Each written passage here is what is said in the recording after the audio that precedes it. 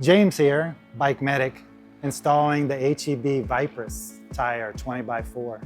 Things you'll need: a rim, 20x4 tube, 20x4 tube, some tire levers, and a pump.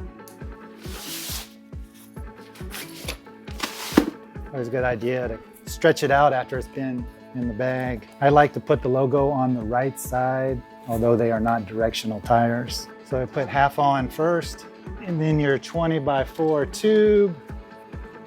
I like to put a little air in there, keep it from getting pinched.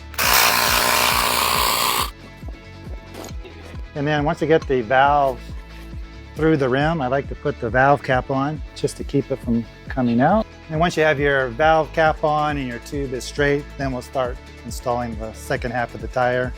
I like to start here from the back, work your way around. It should just slide on pretty nicely. And then you can kind of flip the tire up into place and start adding your air. You can inflate these up to 30 psi. So what we're gonna do in the beginning is inflate it just a little bit and then check the reveal, make sure it sits straight. And we'll check the other side. And you can see this can happen where the tire is outside the rim. So just gently push down on that and push that back in.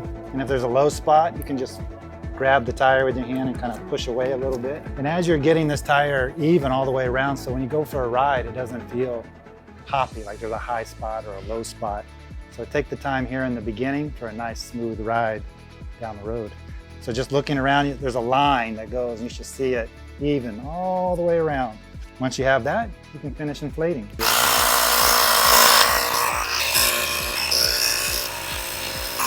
You get to reinstall your valve cap. And then you can see the line now. Once the tire is in position, just give it a little check. And you're ready to ride.